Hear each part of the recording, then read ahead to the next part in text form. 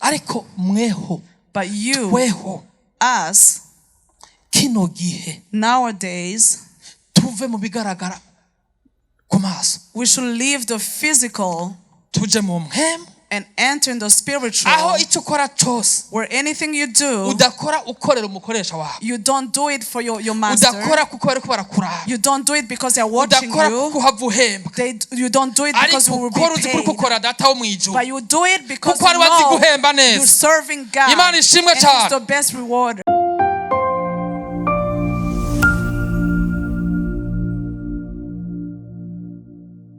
uravye iki gikorwa uko gitunganijwe So if you look at the way this work is made, birashingira intahe ko ari igikorwa catanguje n'Imana. it is a true testimony that this work was created or started by God. Kuri ivyo Imana iri mu ijuru yumve ko ndayishimira n'umutima wanje wose. So for that reason, may God hear that I thank Him very much.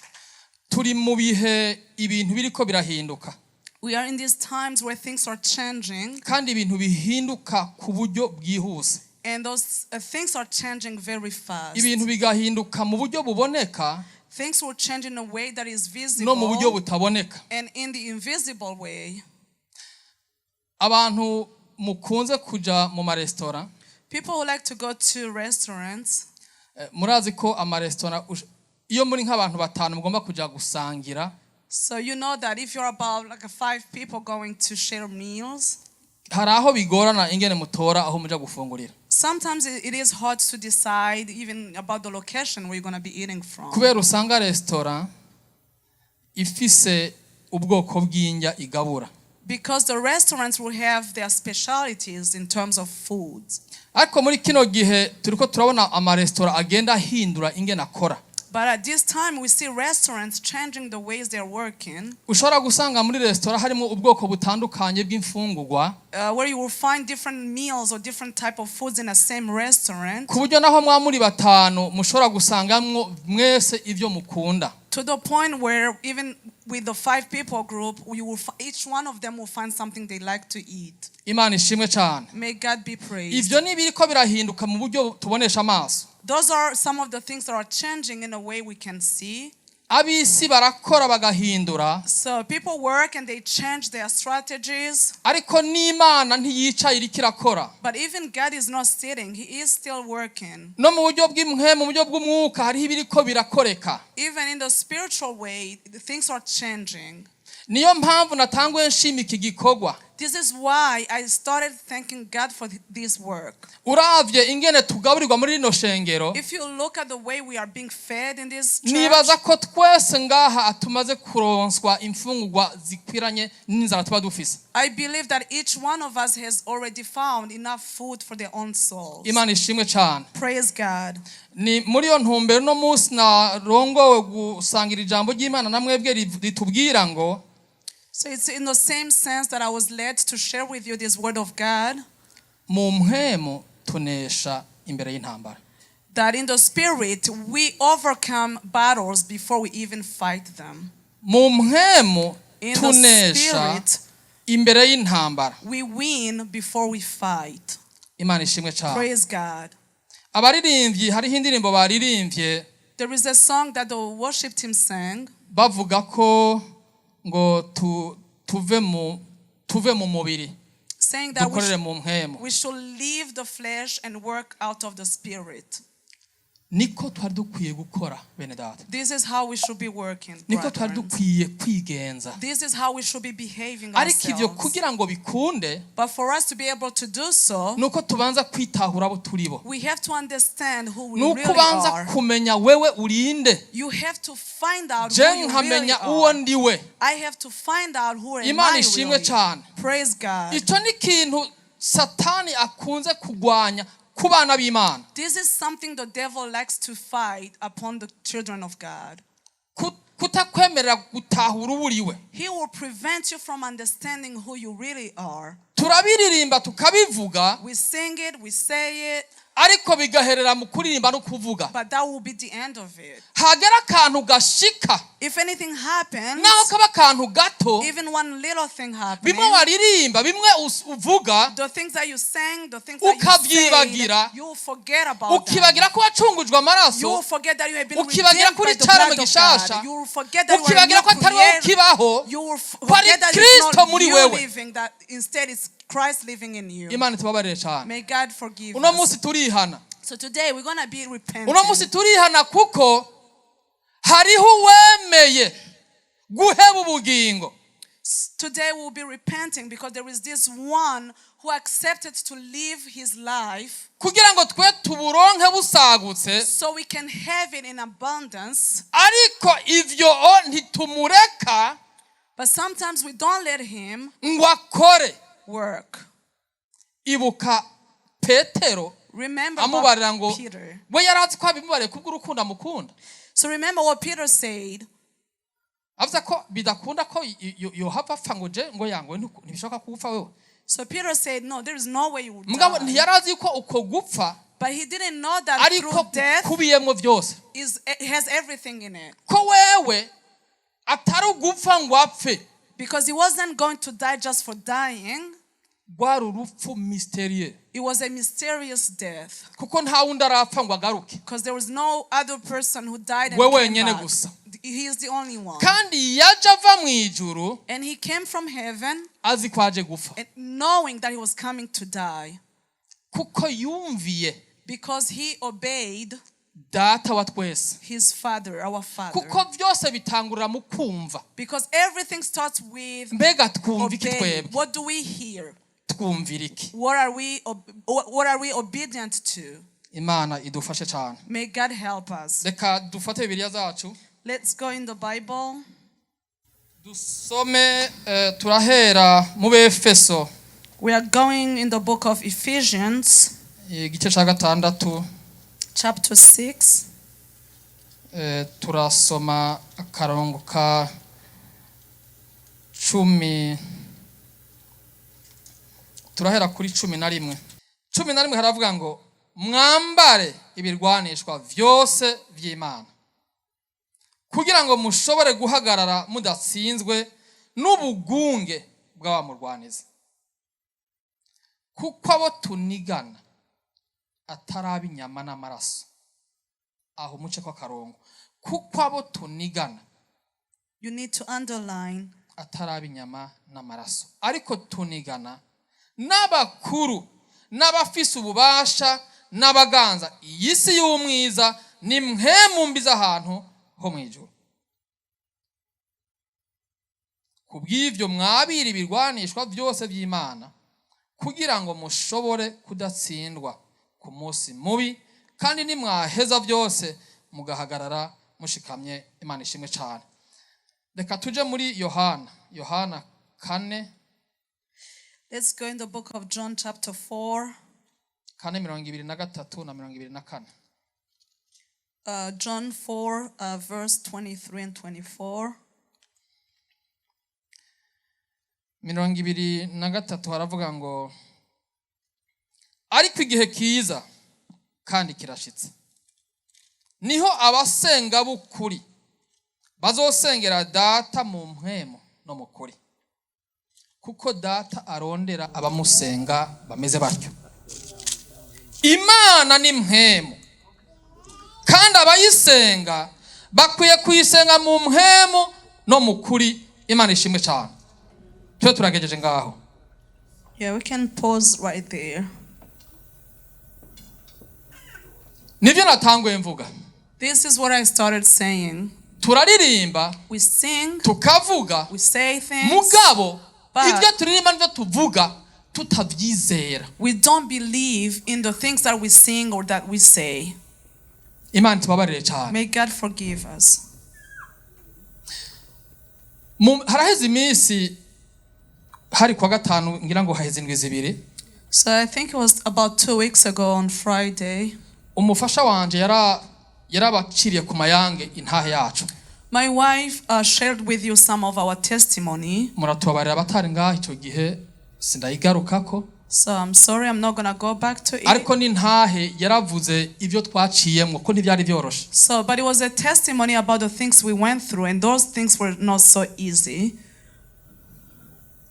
Ivyo twabiciyemwo, The things we went through, kugira ngo uno musi tube turiko turabivuga, we did go through them so that hagire today abashobora gutabagwa niyo ntahe. we can be talking about them, and people will be blessed by that testimony. Hariho abibaza ko bariko baca mu bikomeye uno musi, Because there are some people who think that they're going through challenges, ariko nimwaja kuri YouTube channels ya CLC mukaraba iyo ntahe but if you go to YouTube and you will listen to that testimony, muzokumva yuko ivyo mwe mwibaza ko bikomeye ari bito cyane. you will understand that the things that you think that are more challenging are not so challenging. Igikuru ni wumviki wewe, So what's more important is what is kuko it that ivyo you're hearing. tubamo vyose Because no matter what we go hariho through, ijwi riri inyuma. there is a voice behind it. Ico ukora cose Anything you do, hariho ijwi riri inyuma. there is a voice behind it. None ni ijwi rihe we wumva? So what type of voices do Uri you gukora hear?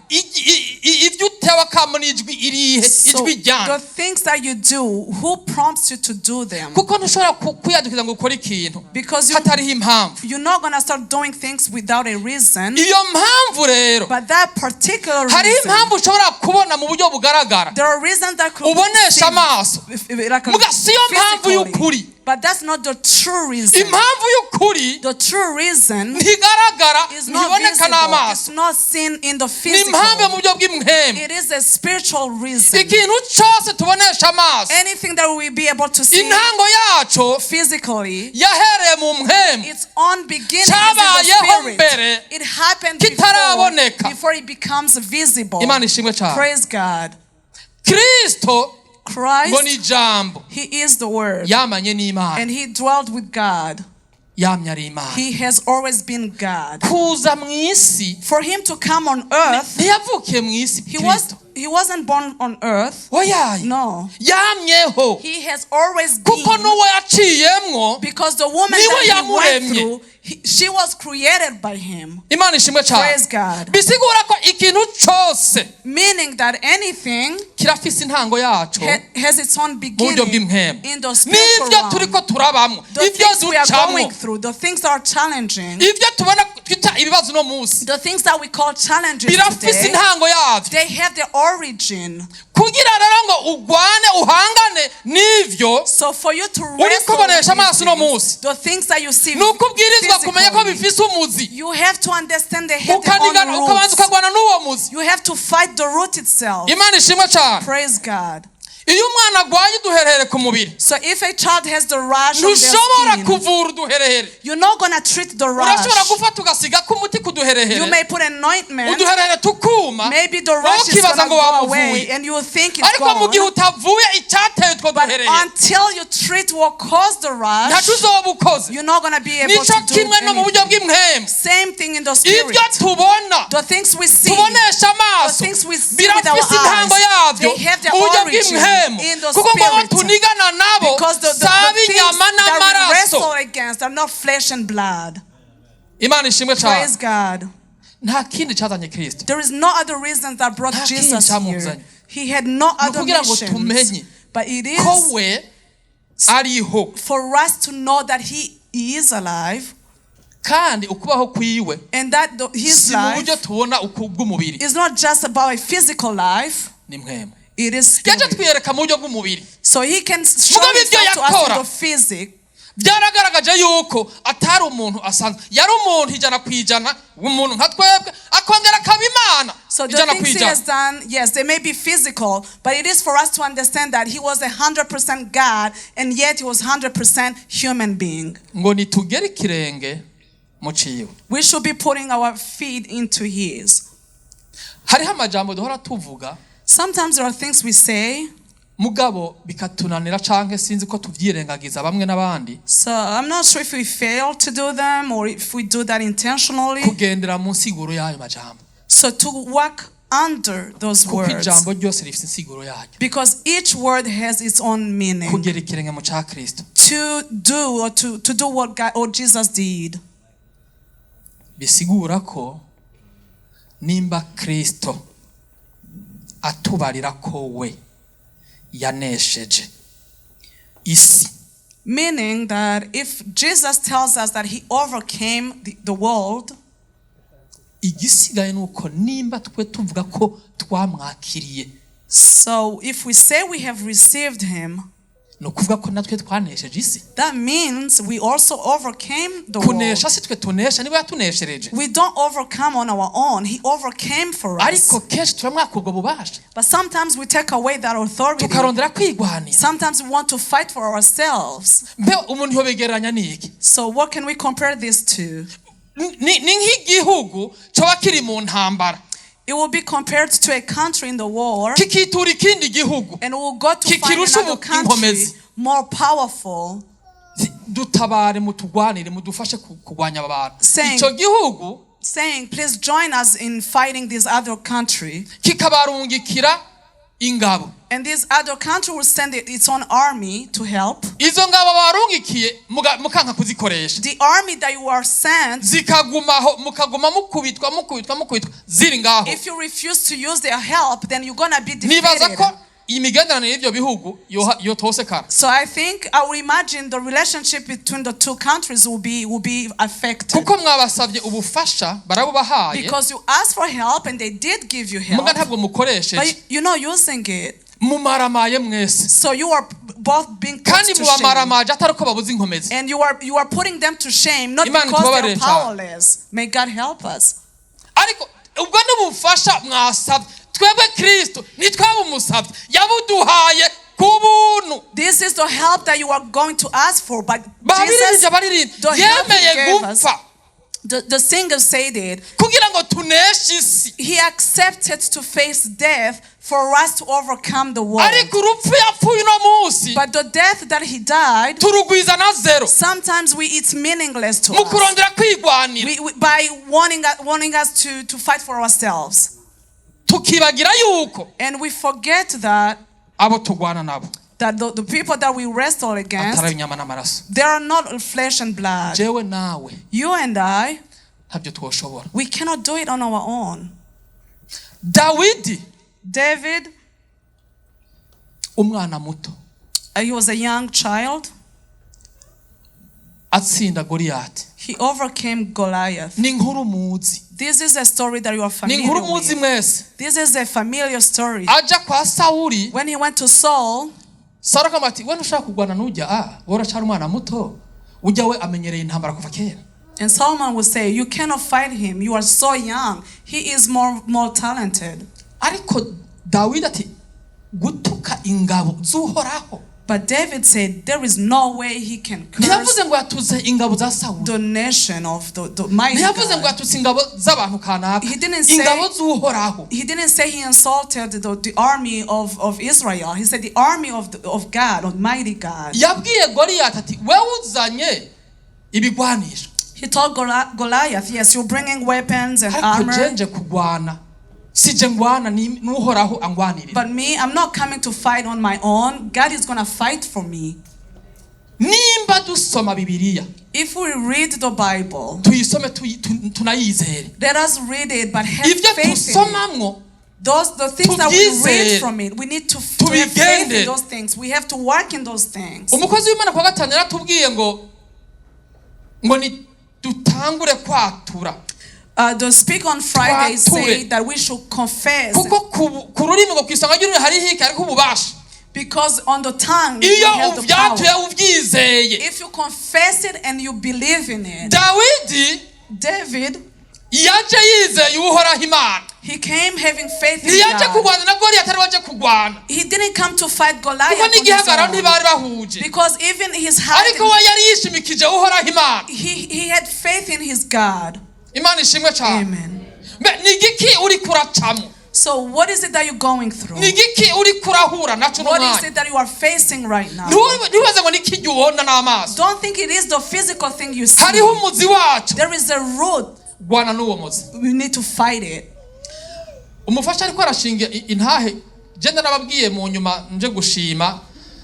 Narababwiye ko ivyo yavuga byose So as my wife was testifying on Friday, I came later on and said, whatever she said, ibyo yambarira jewe the things that she would tell me, ambwira ko je nawe vyaheze, that, our relationship was over, numvise ijwi I heard the voice rimbarira ko bitaheze, telling me that no, the relationship was not over. numvise ijwi I heard the voice rimbarira riti telling me mubwire yuko to tell her ndazi kuri umufasha wanje, that I know you are my wife, ndazi kunkunda, I know you love me, kandi nawe ndagukunda, and I love you too. ivyo uriko uravuga What you're saying si wewe, is not from you.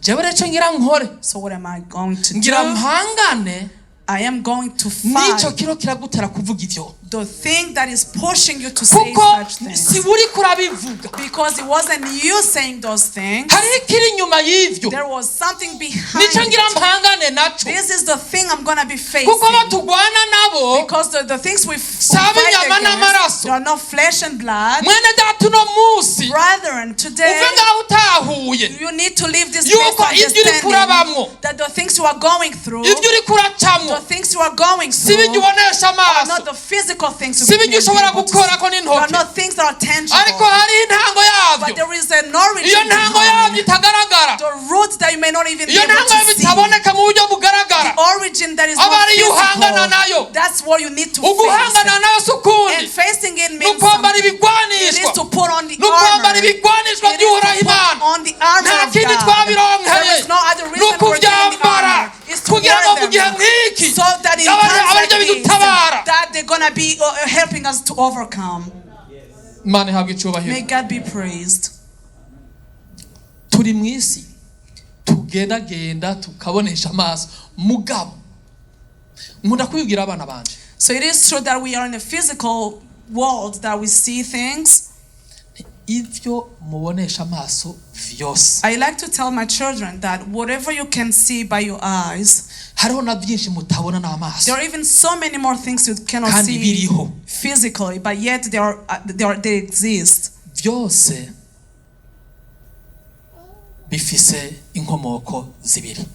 I tell them whether you can see them or not, those things have two origins. Hariho ivyaremwe n'uhoraho Imana, There are things that were created by God, hariho n'ivyo uganza isi yiganye, but there are other things that were like imitated by the person who reigns on the kujya earth. turonka ushobora kugira idea yawe ukongera ukagira na copy yayo. Like the same way, you may have an original ID, but you may have also a copy of the original. Ivyo tubona byose Everything we may be able to see, aho bikomoka ni habiri, they have two origins. ivyaremwe n'uhoraho Imana, The things that were created by God, ivyo umwanzi Satani yiganye, and what the devil has imitated or copied. kandi ivyo umwanzi Satani yiganye And the things that the devil had copied, birakayanga n'abantu b'Imana, they shine. They birakayanga, are shining. ariko ngo ivyo byose bikayanga si kwa n'inzahabu. But not everything that shines is gold. Imana itubabarire cyane. May God help us. Nukuvuga ko uno musi Meaning that today, abantu benshi twaramaze gukura umutima kuri ya Imana y'inyabushobozi, most of us have already given up on a mighty God, ubushobozi tubushira tubuhisi, and we gave that power to the world. kuko benshi no musi tugomba kwigana isi, Because many of us want to imitate the world. uno musi tugomba gukurikira isi, Today we want to follow what the world tells us. ariko isi iriko irahererana n'ivyayo, But the world, the earth is ending with isi its own iriko things. iragenda. The world is going on. Kristo nta kindi camuzanye, But there are no other reasons that yaje brought kugira ngo Christ twebwe here. tumenye intango yacu, He came for us to know our origin. yaje kugira ngo tumenye iyo twavuye, He came for us to know where we came from. kugira ngo anatwereke n'ingene tuzosubirayo. And so he can show us the way of how Ni we're going igiki to go gisabwa back. kugira ngo nze nsubire iyo navuye? So what am I required to do to go back to where Ngo I nukugera came ikirenge mu from? ciwe, It is to do what he did. kuko nawe nyene Because he yaraje mu isi himself came on mugabo isi ntiyayigumyemo the earth, but he yarasuye yajava didn't stay on the earth. He went back to where he agenda came tubare ko from. ari we nzira And he- ukuri He n'ubugingo came and said that he is the way, the truth, and life. kugira ngo dusubireyo bikunde So for us to make it back to home, nuko tubanza kunesha intambara zose tutabonesha amaso. we have to fight all the invisible fights that we have to fight. Si ibintu byoroshe It is not easy, kandi biroroshe. but it is easy. Ibigwanishwa The by'uhoraho armor Imana of God. turabizi, Do we know them? ijambo ry'Imana rabitubarira. So we just read about them. Twebwe tubwirizwa gutandukana n'abemeye gukurikira isi, We have to be different from the people who are following the world. kuko abemeye gukurikira isi Because those who chose to follow the world, bobo ububasha n'ubushobozi bwabo their power and their might, babubona mu bintu bifadika biboneka. they see them from the visible, the tangible things. Ni nkoho n'ibigwanishwa amabombe n'amafaranga nivyo bishimira. It is like weapons, physical weapons, money, power. That's what they stand on. Ariko je nahora mbwira umufasha wanjye nti ikigwanisha canje mfise gikomeye. But I used to tell my wife that my greatest Icambere ni weapon Bibiliya, is the Bible kigira first. kabiri n'amavi. Second, my knees. Kugira Bibiliya ni kimwe, Having the Bible is one thing. ariko kuyikoresha ni kindi. Using it is a different thing. Bantu b'Imana People of God, twarahawe kunesha, we were given power to overcome. twaranesherejwe, We got the ariko twebwe victory ubwacu from God. twama twisubiza mu kuneshwa. So our battle was already defeated, and now Kuva uno musi we try to fight for ubigire umuhigo canke ingingo ngenderwako. From now on, you need to bet Ube mwijambo, to be in the world, kuko niryo ryonyene rishoboye kutuneshereza. because it is the only thing that can make us win is the word. Ivy'isi, televiziyo, telefone, ivyo dukuramo ahanini nibiza biduca intege.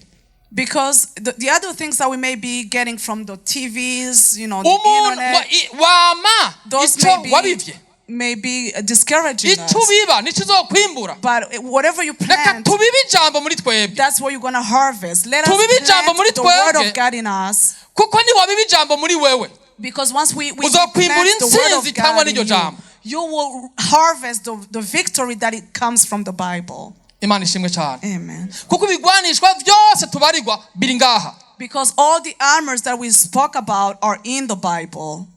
Mbe ni kangahe uha umwanya ijambo, So how many times do you go in the Bible and read? ukumva yuko mu mutima wawe hariho ijwi rikwagiriza, kuko iyo ikintu usanzwe ugikora umaze igihe utagikora urumva ijwi rikwagiriza. Because when you stop doing something you used to do, you will hear a voice that condemns you.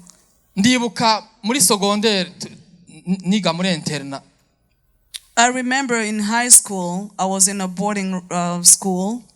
hariho ivyo twita kuvungura cyangwa gukarota, There is ukumva this, ko urambiwe no kwamuja mu ishuri imisi yose. so there is this, way of students to leave Ubu rero ngira classes, njyame, and you feel like you need to rest and sleep. warashobora no kuja kwa muganga gusaba ropo medicale, Sometimes you'll go even to the doctor's bakayiguha office, yindwi and they yose, will give you like a muga rest. akagera igihe uryamye umutima ukakwagiza, abandi bariko bariga So nacandika nkora iki, you will get this doctor's note. ntugwaye They will, kubera arico bakurungitse muhira gukora kwiga. Hariho ijwi rigaruka rikakwagiriza. so you may get the doctor's note to put you to rest for a whole week, but then you will hear this voice saying, hey, even if you have the note and you are sleeping, you should not be sleeping, you should be in class. Mu gihe wahaye ikibanza iri jambo muri wewe, So once you give enough space to the word of God in you, iyo umaze igihe udarisoma urumva ijwi rikwagiriza. if you spend many days without reading it, you hear that voice that tells you that what you're doing is wrong. ukaba utarigera wumva ijwi rikwagiriza ko utasomye Bibiliya. If you never heard such a voice that tells you that you did wrong by not reading the Bible, mu kanya ucuza ngaha dusenga. in a moment, come here so we can pray. Ndababwiza ukuri I'm being truthful. ngo niwamenya ukuri Once you know the truth, kuzokuha what is it going to do to you? ibi byose birimwo It's gonna aho set you abakozi free. b'Imana umenga bariko barasenga abantu mugere ko rapfukamira ngwine dusenga oya ayo namajwi bumva ijwi rihe wewe. So it is said that the servants of God will, urge you to come so we can pray for you. nirihe jwi wumva And- ko hariho amajwi akubwira ngo ngerega wohaguruka bacana kumenga ntusenga.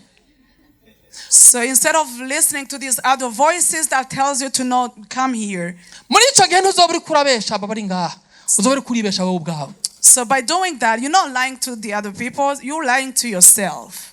murambwira abana banje nti jewe ico ntegeza gukora ni ukubabwira amajambo ariko naho atabaryohera nteza kuyababwira kuko hari igihe muzovyibuka muvuge muti papa.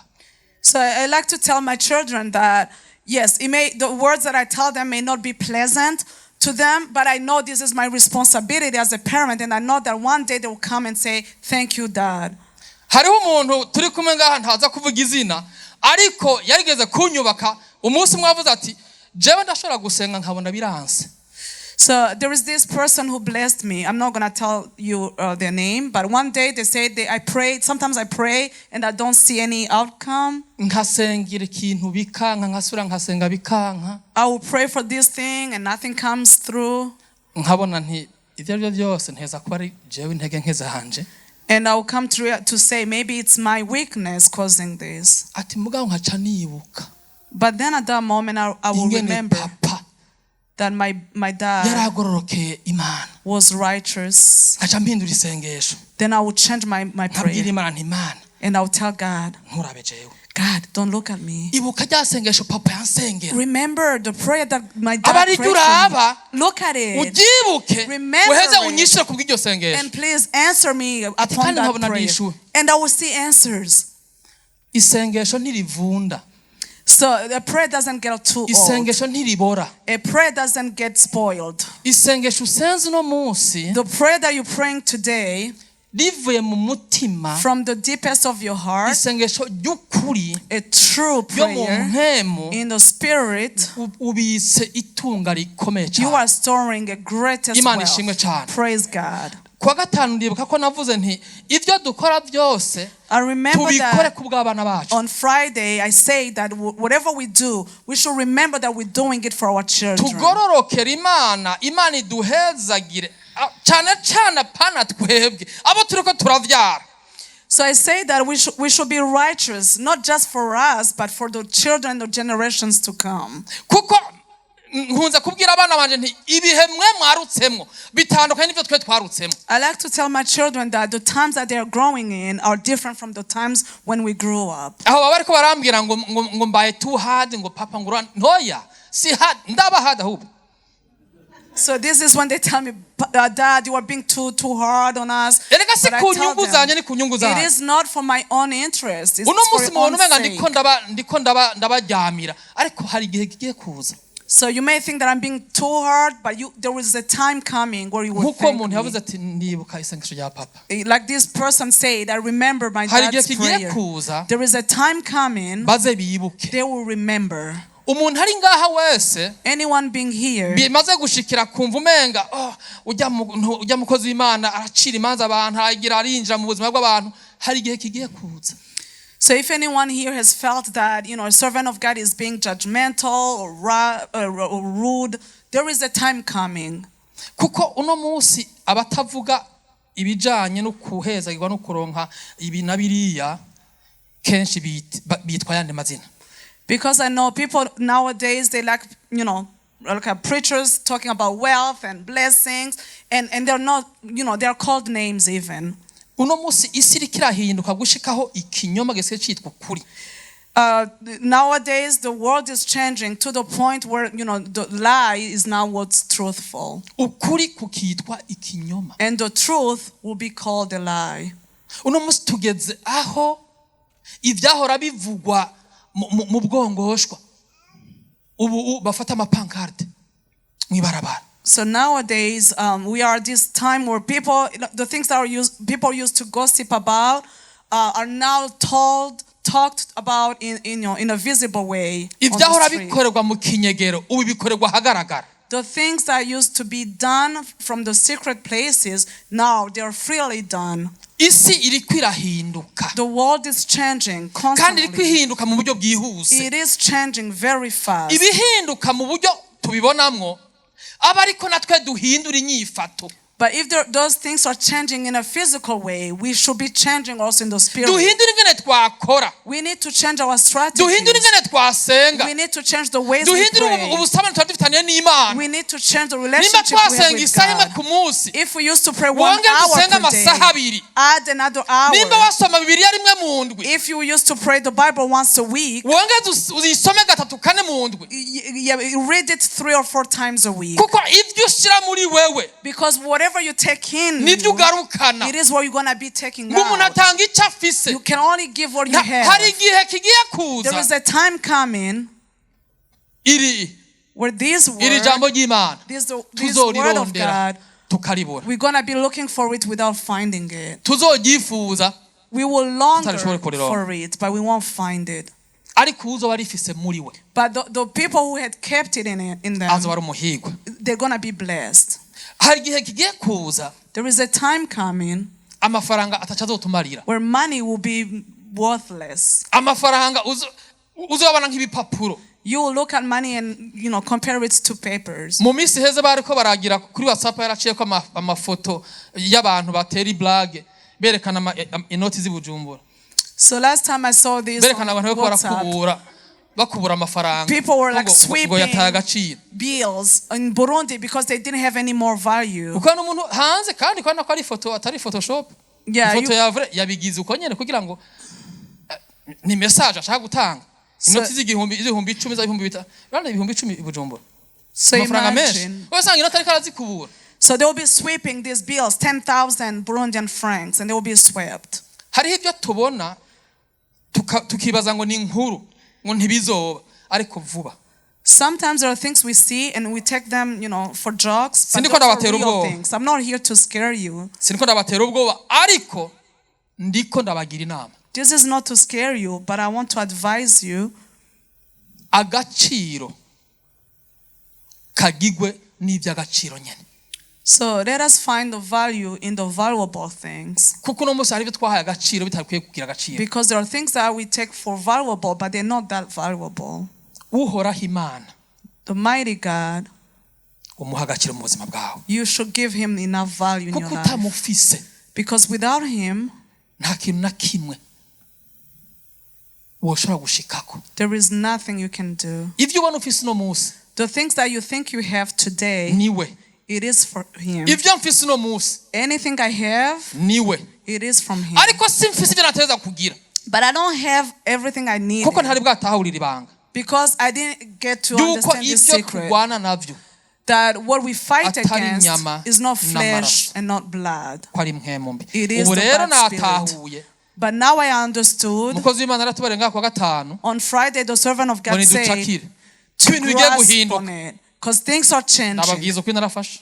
So I was blessed. Kandi kuko gutahurira ijambo. And coming to understand this Uko word, mumbana uno musi the way you see me today siko nzoba ndejo. is not the way you will see me tomorrow. Uko ndakubona uri uno musi. The way I see Ejo you siko uzoba uri today, niwaryakirira it's not ijambo. the way you will see me Ukarigendera, tomorrow. ukagwana If you take this word and you work through mu it, buryo bw'imhemu. if you fight in the Tuve mu buryo spirit, bw'umubiri. not in the physical way, Tuve mu buryo bw'umubiri. we need Tugwane mu buryo bw'imhemu. we need to leave the flesh and fight in the Tuve spirit. mu ntambara z'ibyo tubonesha amaso. Let us leave the fight, physical battles, Aho wita umwansi utari umwansi. where you will call your enemy a wrong person, Aho ufata umuntu umuvukanyi wawe ukamwita umwansi. where you will call your sibling your Kandi enemy, umwansi atari uyo ari kiri inyuma. and it's not them your enemy. Tuve mu mubiri The tugwane mu spirit mpemu behind bene it. data. We need to leave the flesh and fight in the spirit.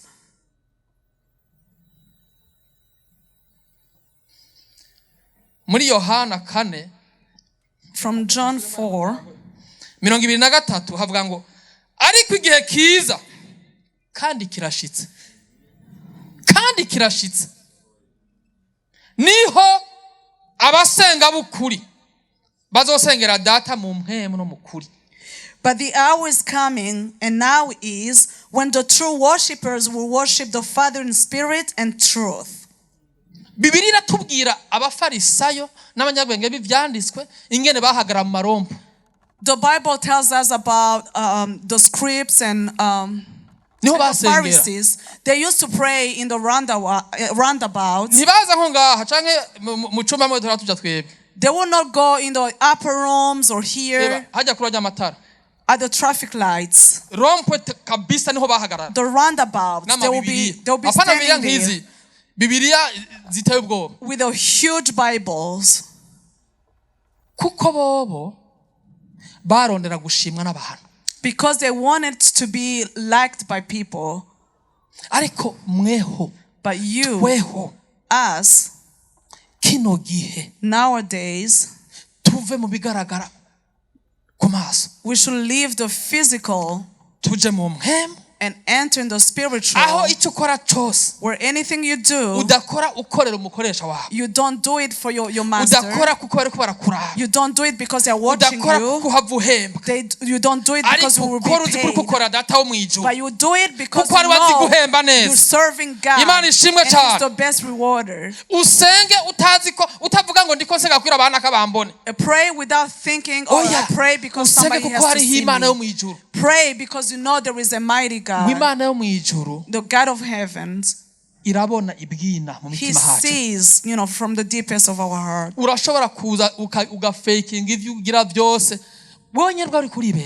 You will come and fake, your ways, but you are lying to yourself. But we need to be the true worshipers.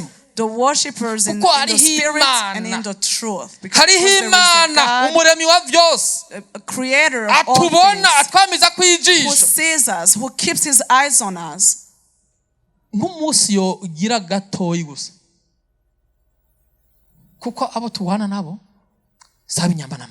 Because those that we fight against are not flesh and blood. We don't see them physically.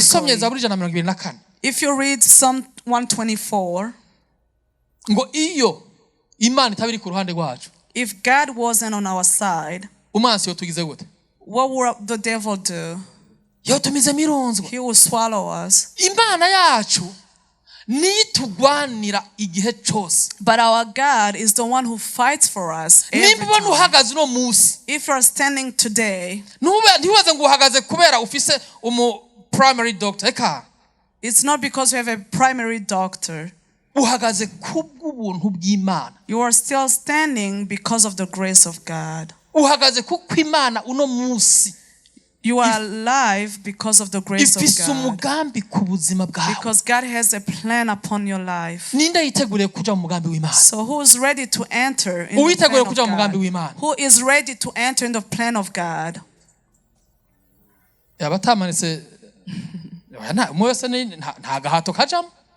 It's okay, it's your own choice. God doesn't force you to choose him. But if we knew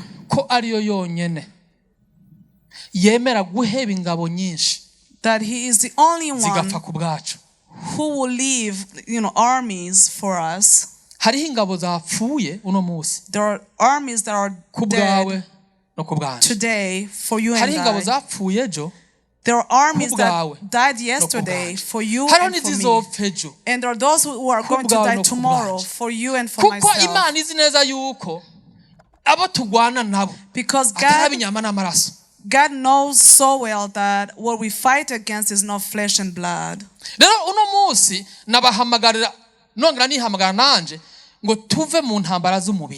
So today I'm urging you and myself to leave the physical fights. So if there is anything that you don't agree with your friend, don't think they are your enemies.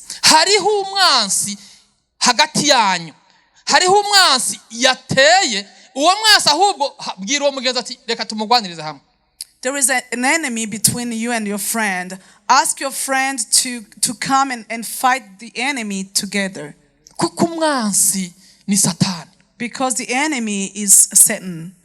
niwe yazanywe no kwica no kona no He is gukiza. the devil. He came to kill and to destroy. Imana tubabarire cyane. May God help us. Reka dusome muri Yakobo. Let's go in the book of James. Yakobo igice ca 4 turasoma uturongo tubiri akindwi n'akumunani.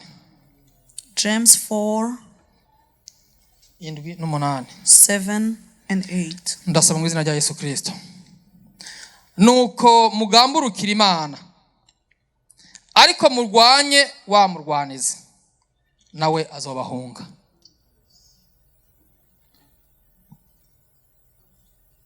Mugamburukira Imana. Be obedient to God. Kugira ngo umugwanizi aduhunge, For the devil to run away from us, tubanza kugamburukira Imana. we have to be obedient to God. Kugamburukira Imana si kindi, And being obedient to God means nukugendera muri iri jambo. walking in the word. Uko Imana iri jambo ntiyapfuye kuriduhuka gusa. So because he didn't just give us the word, Ubu nibwo buryo Imana yatoye bwo kuvugana na twese this is the way that God chose to be speaking to all of us icyarimwe. on the same time. Wewe iri jambo urigendeyemwo, If you walk through this word, uryubashe, if you respect it, urihaye ikibanza, if you give space to it, ndakubwiza ukuri, abantu bazobona yuko utakiri wa wundi. I tell you, people will see that you are no longer the same. Kuko hariho ibyo wahora wita A ari B. Because there are things that you used to call A, but they are B. Niwamara guha ikibanza iri jambo, If you give enough space to this word, kimwe cyose uzomenya izina ryacu. you will get to discern what each thing is. Iri jambo n'ukuri, This word is truth. iri jambo n'ubuzima, This word is life. byose biri muri iri jambo. Everything is in this word. Iri jambo riragaragara katubwira ngo niturondere ubwami bw'ijuru no kugoroka kwabwo. The same word comes and tells us that we should seek the kingdom and righteousness, Ngo ibisigaye tuzobironswa nk'inyongera. and that any other things will be added onto us. Muri ibyo bisigaye So on these remaining things, harimo nuko kuntu tugomba kwigwanira. there is also this, the way we want to Iyo fight for wamaze guha ikibanza ourselves. iri jambo, Once you give enough space to this si wowe word, ukigwana, you're not going to be the one fighting. hariho ugwana ari muri wewe. There is the other person in you who will fight for you. Iri jambo riratubwira neza yuko atari twe tukibaho. The word tells us that we are no Iyo longer wakiriye Kristo nk'umwami the n'umukiza w'ubugingo ones bwawe, living. But once you accept Jesus as your ni Savior Kristo muri and wewe your Lord, abaho. He will be Christ in you. Nawe Kristo Alive. yaranesheje, And Christ has overcome. ariko tuguma turondera kumukwegera mu kuneshwa. But we always want to drag Him into being defeated. Tuguma turondera kumukoza isoni. We always try to put Him to shame. Imana itubabarire cyane. May God help us. Nkavuga ko ndi wa Kristo, I will claim myself to be from Christ, ariko nkaca ngaruka nkarondera gushyira Kristo kumukoza isoni. but on the other hand, I will look for getting Christ being put to shame. Imana imbabarire cyane. May God help us. Akantu kose karashika, So anything will happen. reka tuvuge ibintu duherutse gucamwo turazi ko vyaheza ariko. So let's use this example that we're all familiar Ibi with. vy'ama business, ibibazo vy'ama business ngaha. So the Byaraheze. business issue is over now. Ntimwakiriye? So you Byaraheze. didn't receive it? Mukozi w'Imana wiri. Really? Ntivyaheze? That issue is over now. Byaraheze. It's Ariko gone. igihe bitangura, But when it started, warayobegwa wa Kristo, you could not discern ukayobegwa n'utari wa Kristo. who is from Christ and who's not Uko from inyifato Christ. yabaye imwe, Because the way we behaved was similar. reaction yabaye imwe. The reaction was the None ibi same. bibaye n'ibiki? Everybody would Birabaye. be shouting, what's None going ni on? widodomba bica bihinduka. So if you lament yourself, it's not going to change anything. Iki ni igihe cy'uko duhinduka. This is time for us to change. tuve mu mubiri tuje mu mpemu, To leave the flesh and to tube enter the abo spirit. turibo, To be who we really tube are. abo twatura ko turibo. To be who we claim ourselves to be. Kristo. We are from Christ. Petero Peter, urupfu ntirwamuteye ubwoba he was not scared no by ku death. musaraba, Even on the cross, wewe avuga ati ntibikunda ko mumbamba nkuko mubamba umwami wanje. he said, you should not crucify me the way you crucified my ntiyavuze ngo Lord. nimundeke, He didn't say, leave me. mbamba He said, ariko crucify apana uko me, mubambye umwami but wanje. not the way you crucified my ngo Lord. gupfa Because ni kuri dying Pawulo for ni Peter, inyungu. it was gain. Nta kintu na kimwe warakiriye Kristo umufise muri wowe nk'umwami n'ubwiza bwawe, Once you have Christ in you as your Lord and your Savior, cyo kunyiganza, there is nothing that will cyo shake you. kunyiganyiza. There is nothing that should shake you. Hariho inkuru numvise, There is this story I heard about. sinzi ko ari ukuri cyangwa atari ukuri, I don't know if it's a true story or ariko ni not, inkuru numvise, but I heard of reka it. nanjye ndayibasangiza. Let me share it with you. Mutangiye gutanga ntanayivuga. So you're laughing before I even share it? Ngo n'umumama It was this mother. yari yakubititse kabisa n'ubukene, She was very poor. gushikaho mu nzu abona yuko hatabonetse umuntu agira icyo akora, we n'abana uwo munsi ntibaramuka. So she didn't have anything in the house, and she knew that if there is no rescue, they would die, her and her children. Aca asimbira ku iradiyo, izi radiyo zivuga ko ari radiyo z'abakristo, And she went to the radio station, like a Christian gospel nka radio, K-Love, like K-Love. aragenda arasaba umwanya barawumuha, She went and asked to speak, and they let her speak. ati je nsaba umuntu yumva ko afite umutima w'ikigongwe, aratanga adresse yaho baba, ati tugira dupfe twicwe n'inzara, uwogira ica aturusha atuzanire kuri adresse. So she went on the radio and said, if anyone has the compassion and has mercy on us, this is our address. If anyone has anything to help us, we are about to die. We need help. Iradiyo naho iba yitwa ko ari radiyo ya Kristo, abayumviriza baba bose. So like a radio station may be like a gospel type of radio, but it's listened to by different people. Haba rero umuntu yari kwarumviriza iyo radiyo atanemera Kristo, wanashaka akorera isi. So one of the people who were listening to that radio was not even saved. Kandi afise uburyo, afise ibintu ibi bigaragara, abifise kabisa. And he had a lot of the physical wealth. Aca hamagara abakozi biwe bababwira ati zana ijya modoka nimupakiremo ibi n'ibini. Aca baha niba hashirimo amafaranga ati shira uwo muntu muce mumubwira abo turibo, aho babihenda ngo nibo bashobora gukora ibi, babwira ko ari twebwe tumufashije. So he told his workers to get everything in the cars, food, money, and everything, and say, go find this family and tell them who we are, that we are the ones who helped her. Barashika arabereka aho bapanga ibintu. Imana ni Imana. So yaremye byose, yaremye bose. So they dropped off all the things that they were bringing to her. Niba hasha baramuha, and they handed to her the envelope of niba hasha money, ifadika, a very thick envelope. Aca babwira ngo murakoze. And she said to them, thank you. Uwo batumeje bati none nushaka kumenya nabagufashije abaribo. And she said, one of the workers said, you don't need to know who we are, the people who helped you. Wa mama aca babwira ngo ya ntibikenewe kuko na Satani Imana iramukoresha. And she said, no, I don't need to know you, because even the devil, God can use him. Kuko mu byo yaremye arimo. Because among the things he created was the devil. Baca barakata baragenda. So they went away. Ifilimi kirizinga. Then the story was over. Bisigura yuko Meaning nta kintu na kimwe kuri ino si that there is nothing on this earth kitazi Imana, kitubaha Imana. that doesn't know God and doesn't respect Ariko twe God. yaremye mu ishusho yayo. But us were created out of his image. Nitwe tuza tukayigambanira. We're the ones who come and become Twe disobedient. yagiriye ubuntu. He had mercy on us. Ibuka abari abo Kristo yakijije amadayimoni yaramubona akamumenya akavuga ati mwana w'Imana duhuriye mugabo aho yaje gukiza. So remember, But even the demons will not get to know Christ, but the people who he came to rescue will not even recognize him. Iki ni igihe cyo guhinduka. This is the time to change. Ikanguro. So revival.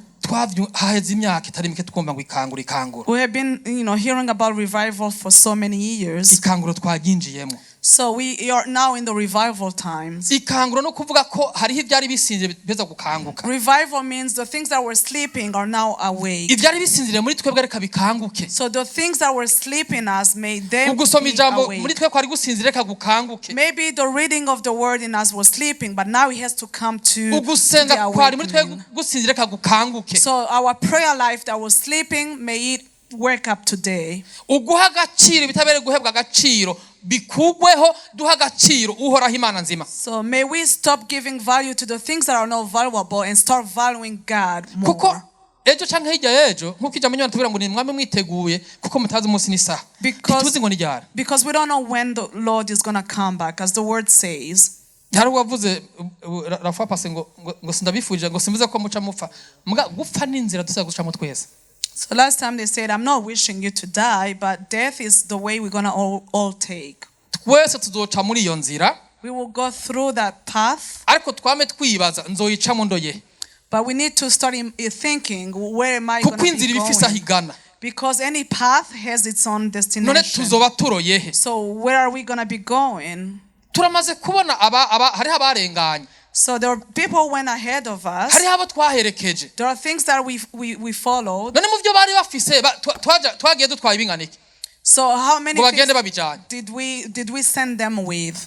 Agenda uko yaje. They go on their own. Bamupfuye agasoni baramugurira ikirato gishasha ni costume. So they may buy new shoes for them and maybe a new suit. Ibisiga ntibikirigwiwe. But anything left is not longer. Nta kintu na kimwe tuzotwara. There is nothing we will take with ariko uzotwara ukugororoka kwawe. But you will take your righteousness. Rondera kugororoka. Find your righteousness. Rondera kuba mukuri. Seek to be the truth. Rondera gukorera mu mpemu. Seek to work in the spirit. Ntahandi hadutwara. There is no other place it's going to take you. Gukora ibidahimbara Imana. It will take us to do things that don't please to God. Imana idufashe cyane. May God help us. Imana idufashe cyane. May God help us. Amajambo mwenaya. So such words, ntaryohera amatwi. I know they're not pleasant. So I remember back in the day, I didn't like this type of preaching. When I first got saved at Zion Temple, there was one pastor when he stood up, I almost left the church. I would know that he's going to be talking about me. He will say things that really pertain to me. But today, I think of those things. And I know that once I go back to Burundi, I will find him and thank him because he helped. The things he used to say. So at that time, I was not valuing them. But today when I remember this, I find them more valuable. So we remember our parents. They used to tell us the things, our parents will tell us the things that we should not be doing, and we will do the opposite of what they say. And you will think that they don't even love you. But today when you think of those things, you will know that they wanted, your own interest. So that's what I tell my children. Today, maybe you think that I don't want you to be free. But there is a time coming where you will come back and say, Dad and Mom, thank you very much. God has used you. So as we wrap up, I'm going to read verse 8. Mwiyegereze Imana nayo izobegera. Yemwe banyabyaha nimukarabe. Yemwe ab'imitima ibiri nimwiyeze imitima.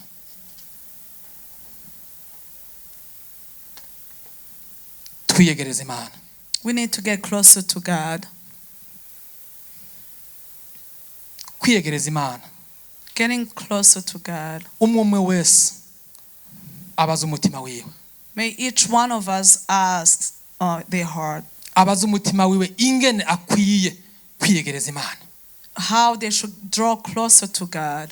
Kuko iyo tubwiye ngo kwiyegereza Imana, when we are told to get closer to God, nukuvuga ko Imana iri ahantu natwe turahandi. It means God is in this place and we are in this other place. Birashoboka ko nigeze kuba ndi hafi yayo nkasubira inyuma. Maybe at some point I was really close to him, but I Ubu ndiko backslided. nsabwa kuyiyegereza kandi. Right now I'm being asked to get closer to him again. Muri ico gihe nije menye icyatumye nsubira inyuma. So at that time I'll be the one knowing what made me Nije menye backslide. icyatumye negera kure yayo. I have to be the one knowing why did I go away from him. Umwe wese abaza umutima wiwe. May each one of us ask their heart. Umwe wese yisuzume. May we inspect our hearts Arabe aho Imana iri and look at where God is nawe aho ari. and where you are. Hama urabe urugendo usigaje kugira ingene rungana. And see the journey that you have to take Mbe to get to woyegera him. ngwiki. How can you get closer to Nigiki him? cyo gushoboza kuyegera. What can help you get closer Imana to nta God? mafaranga idusaba. God is not asking us for Imana nta money. kintu na kimwe igusaba God is not requiring cyo mu of buryo us bufatika. to do anything Iki tangible. gusaba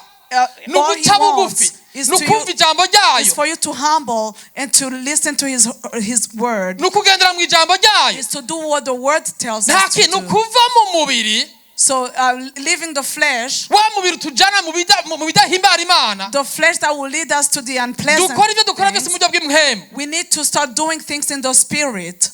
Imana ishimwe cyane. May God be praised. Kandi nta numa tubishobora. And there is no one who won't be able to do this. Ni ingingo ufata. It's just a decision you have to make. None twaba twafashe ingingo. So we always make decisions, right? Tuba dufata ingingo bati ngira nkora iki cyangwa nkora kiriya. We choose- Hari abafata ingingo zo ku je ngomba guta ibiro ngomba kandi bakazifata. So we make decisions all the time. We choose to Niyi ni ibingingo start imwe mu losing ngingo weight. ufata. Same thing. This is a decision you have to make. Narafashe ingingo yo guheba inzoga. I made the decision to stop drinking. Hariho abantu bashimye ngo narashinze nta ingene nahebye icupa. I know some people were happy about my testimony. Mu kiganiro twagiranye n'umujournaliste Darlene.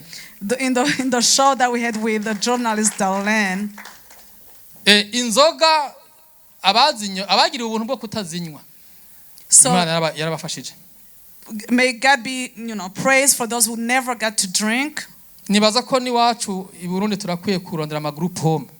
So I think we should find group homes back home in Burundi. Yego yabanywa ibicupa. Kuko hari habo ubona yuko bakwiriye gufasha muri ubwo buryo. For the alcoholics. Kuko icyo gihe nkizinywa nari muri bo. Because back then I was one of them. Kuko sinanywa ngo nuko nyotewe. I was not drinking because I was thirsty. No. Nanywa kuko abandi bariko baranywa. I would drink because other Nanywa people kuko were mfise drinking. amahera. I would drink because I had Nanywa money. kuko kunywa gusa. Drinking for just drinking. Kubera iki? Why?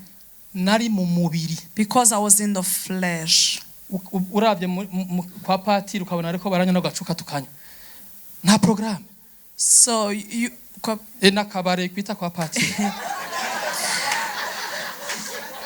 Nakabare muri quartier 5 mu Ngagara bita kwa patiri. So Si kwa patiri muri ecclesia ya ni nakabare. So it was a bar called Kwapatiri in Gagara. So you will see people drinking and you go there and drink with them.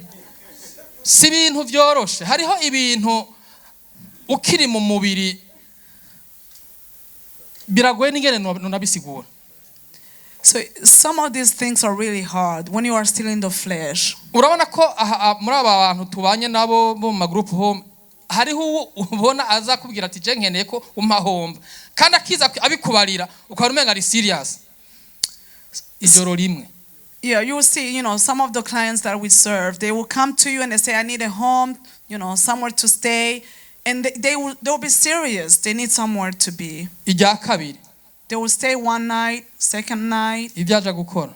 So what they will do Kuko afterwards, atari we. because it's not him, it's not them. Aka kazi dukora tugakore ego ni business mbwa twongere tujira mu mpema tubasengere. So the work we do, yes, it is business, but we should also be in the spirit and pray for them. Kuko bizonjohera ntibiryoshe kubona ufise umuntu imyaka ibiri It is not so good to have somebody in your home for 2 mugira amezi years. angahe hamubone ko avuye aho mu nzu yawe ari umuntu agiye kugira icyo yimariye. So help them for a few months and be happy to see them live differently. Nukuri uhora hazo biguhezagirira. God will bless you for that. Tuve mu mubiri tuje mu mpemu. We need to leave the flesh mu byo dukora vyose and be in the spirit. no mu mvugo. Even in the way we speak, duhindura ingene tuvuga. we need to change the way we speak. yarabitubariye mukozi Imana wiri. Willie said it hamwe so ahora well. nguraga ucuve turagahezagirwa. Like you know, instead of duhinduke hose madomene yose.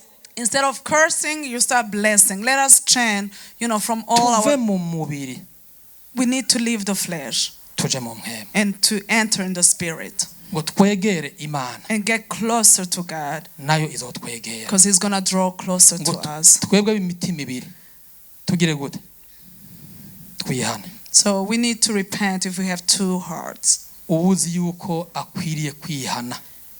If anyone feels like they should repent, uwumva ko hariho ijwi rimwagiriza if anyone kuvyo twavuze vyose is hearing the voice telling them that they should repent, haba intambara twaciyemo zitandukanye, haba mu vya business, urashobora wewe ubwawe ukabona yuko haraho wagenze utatereza kugenda. So if you can, like look into your heart and say, if there is any area that you feel like you need to be transformed about, come and we're gonna pray. Mu buzima duhura na vyinshi. So in life we face so many different things. Ibitugerageza, ibiduchallenginga ni vyinshi gose. The trials, the challenges, there are so many. Mu bisanzwe iyo bavuze abantu bihana habakwiye guhagurikisha ingere ryose. So normally if they call upon the people who need to repent, everyone should stand up. Kuko uvuga ko atihana abavuze ko ari umugororotsi. Because if anyone feels like they don't need to repent, they call themselves righteous. Uko nako no kuvugura ijambo ry'Imana. And that's being in the opposition of what the word of Reka God duhaguruke says. ko hari habo biterso ni kuza imbere. So let us stand up. I understand it. Sometimes Duhaguruke people are shy twese to twihane. come. Let us all stand up and then we Naje mu bihana ndimwo. I'll be one of the people who repent. Kandi kwihana And repenting, saba Kristo gusa. it is not meant for just the Christians. N'abakozi b'Imana barihana. The servants of God can also repent. Maze kubona mu mashengero atandukanye. I have seen this in so many different churches. Iyo hageze kwihana umenga abakozi b'Imana bafite exams. So when it comes to time to Uri mukozi repent, w'Imana mugura umuntu. servants of God are looking Uca mu at bigerageza ko n'abandi baca mu bigerageza. servants of God also go through the Urageragezwa same nk'uko abandi trials. bageragezwa. You get tempted like Niwe anyone else. nahawe ho kumva yuko ukwiriye by'ukuri guca bugufi. It is for you to feel like you need to humble yourself. Tuve mu kamenyero. So we need to leave the routine, Kuko twaramenyera yuko abakozi b'Imana badahaguruka. because we are so used to not seeing servants of God standing. Ndazi ko ibi bishobora gutsitaza abakozi b'Imana. I know this preaching may be Ariko ndabivuze ku nyungu not zacu pleasant, but this is for our own nk'abakozi sake, b'Imana. as servants of Kuko God, natwe turakeneye gukira. because we need to be healed as well. Kuko ishengero mu gupfa habanza gupfa barirongoye. Because in church, if anything goes wrong, it starts with the leaders. Uja kwica urugo ahera kuri serugo. If anyone is aiming your house, they start with the father. Twiyeze twese. We all need to Iki ni igihe repent. cyo kwiyeza. This is time to get to repent. Ab'imitima ibiri. So that those who have two different hearts, Ab'imitima ibiri. those who have different hearts. Mu kanya ntaraza ariko mvugana n'umukozi w'Imana, pastor wacu, nambwira nti birababaje gose. On my way to here, I was speaking to pastor and said, Iyo hariho abakozi b'Imana ahaguruka akaja imbere y'ishengero akavuga ngo Imana iravuga turema abantu umuntu mu ishusho yacu asa natwe. Muga yaheza kugigisha yasohoka hanze agaca yiyita uwundi. I was telling him Agaca that, yita utandukanye n'uriya.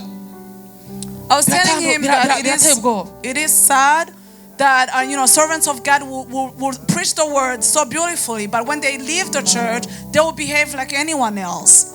Twihane bantu b'Imana. Iki ni igihe cyo kwihana. Let us repent. This is our time to repent. Kwihana utaravye icurico, utaravye igihagararo cawe. We should repent without even looking at our social group. Ntihagire uwikubita kugikiriza ngo ahava amera nka Nebukadineza.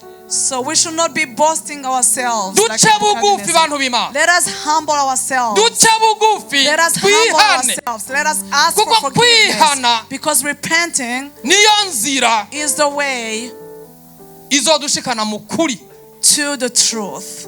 kukaturonsa ubugingo buhoraho. And that's how we're going to get everlasting life. Mukiza numvise ijwi yawe ry'imbabazi rimpamagara ngo noswe n'amaraso yawe. Ditavye Yesu Daje mukiza daje mukiza amaraso wavuye anyoza ntunganye. Ndaziko mfise ibyaha Ndaziko mfise ibyaha byinshi mu mutima, byose ndabikuzaniye byose ndabikuzaniye. azubinkoreko nazubinkureko ditavye ditavye Yesu daje mwa daje mukiza amaraso wavuye anyoza ntunganye. Urakoze mwami Yesu Kristo, turagushimiye kuri Imana igira neza, Thank you, Jesus, turagushimiye for being a kubw'ijambo good ryawe. God. Thank you for your None word. nyaguhora ku ngoma, ndakweretse ubwoko bwawe. I show you your nation. Kubw'ijambo, reka ijambo rishike mu mitima ya May the twese word get to n'inkomezi their heart. n'ububasha bw'ijuru, With the power. riheze rihindure May it ibikwiriye change guhinduka, what needs to be riheze changed. ridushoboze kuva mu May it mubiri strengthen kugira ngo us tuje mu and help us mpemu. to leave the Urakoze flesh nyaguhora and go ku the ngoma spirit. kuri Imana yumva Thank you, ugusenga, mighty God, reka icubahiro n'inganji that bibananye you kuba hear ibyawe our prayer. ubu n'ibihe May all bidashira. the glory and honor. Reka dusabe pasiteri wacu aze asengera ishengero. Let us ask the pastor to come and pray for the church. sinzi ko ari umuntu atarakira umwami Yesu If there is anyone who hasn't received Jesus as arashobora their gutambuka Savior, ngaho imbere akakira iryo sengesho, please come forward so we can pray for you. akakira Yesu nk'umwami n'umukiza w'ubugingo bwiwe. So you can receive Jesus as your Savior. Adahari byose ni byiza, If everybody has received Jesus, it's good. kadusenge. Let us pray. Urakoze uhoraho Mana yacu, Thank you, mighty God. turagushima kubw'amajambo yawe. We thank you for your words. Ijambo ryawe n'ubugingo, Your word is life. ijambo ryawe n'ubuzima. Your word is life. Umuntu wese yumvise rino jambo papa, If anyone has heard about your word, umwambika imbaraga may you strengthen them zo kunesha to be overcoming ibyamunesheje, the things that defeated them. ubambika imbaraga n'ubushobozi May you clothe them with strength bwo and kunesha power ikintu cyose kibi to overcome any mu evil izina thing. rya In Yesu. the name of Jesus Christ, Dusebeye ubwoko bwawe papa, I pray for your nation. reka Lord. mpwemu w'Imana May the Holy Spirit abandanye kubigisha continue to teach them mu kintu cyose, in everything. kubera niwe atanga ubugingo, He is the one who gives niwe life. atanga ubuzima, He is the one who gives niwe life. ahindura, He is the one who nta muntu changes. ahindura, It's not because of any ariko man. mpwemu w'Imana Only the Holy Spirit korera mu mitima will yabo, work through their ubahe hearts. guhinduka May rwose. you grant them with transformation. Urakoze mwami Yesu, Thank you, Lord. hezagira umukozi wawe yatanze rino jambo, Bless the servant who spoke about mwami the ku word. bushobozi, May you clothe him with uwundi your munsi strength, so that next time umusiga amavuta. anoint him more. Turagushima Thank you kubw'ishengero ryose, for the church, kubw'ijambo ryavuzwe, for the word that was spoken. dusenze mu izina rya Yesu We Kristo, pray in the name of Jesus umwami Christ, n'umukiza wacu. our Lord and our Savior. Amina. Amen.